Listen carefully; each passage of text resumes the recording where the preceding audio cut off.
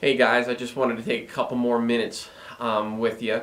The updates that I'm doing for the ministry, I want to do kind of fast and not take up a lot of people's times because sometimes watching long videos is a pain. But wanted to tell you a little bit more about the ministry and what's going on. God has really blessed this ministry in awesome ways. And it has nothing to do with me, it has nothing to do with Kelly, it has all to do with God using us. I know what happens when I get in the way and slow things down, and I know how this ministry has been awesome when Kelly and I just stay out of the way and let God do what He does best. So far this year, we've seen over 1,300 people accept Christ at the concerts, and that's what it's all about. You know, people measure success in different kinds of ways. For me, if this day that I'm in right now is going to be successful, it's going to be successful by me getting a few things done in the office, getting a haircut after work, and spending some time with the family. That would mark this day as successful for me. But people kind of look at our ministry sometimes, and we're not playing really big venues. Sometimes we play large venues, and sometimes we play small venues. Sometimes we sell this amount of CDs, sometimes we don't. And people, the world gauges success in different kinds of ways. For this, an example, my wedding day, when Kelly and I got married, the day started off with one of my groomsmen's brothers having a seizure.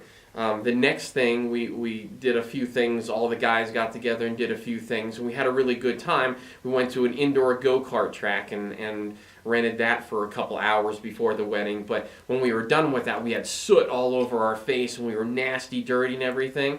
The water line into Harrisburg, where our wedding was, one of the main water lines broke, and we had no water at the hotel, so we couldn't get showers. So everyone was scrambling around trying to get showers before the wedding so we didn't smell like exhaust.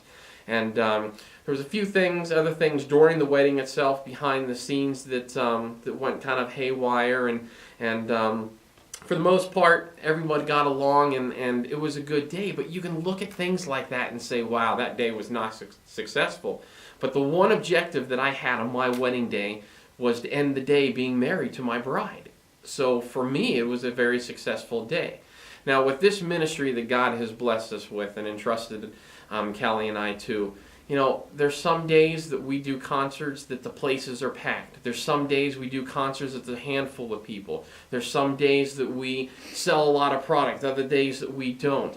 I have some people who check in with our ministry quite often, and you know, some of the first questions they ask are, hey, how much money did you make? Or how many people were at the concert? That is not how I base success with this ministry. You know, God has called us to be workers. And we're not to work for ourselves, but we're to work for His glory and for His ministry. Our job is to spread the gospel. And for me, if I work crazy hard getting ready for a concert and one soul is saved, that's what it's all about for me. So success doesn't have to be how many people at our concerts. Success doesn't have to be how many CDs we sold. And success doesn't have to be anything like that. For me, God using this ministry in awesome ways to lead people to Christ is why we do what we do. And seeing God, and I don't mean like flash numbers. I mean, some people get offended when I say over 1,300 people accepted Christ. Well, it's not about numbers. It's not about numbers. It's all about Christ using this ministry in awesome ways, and that's what we are super excited about.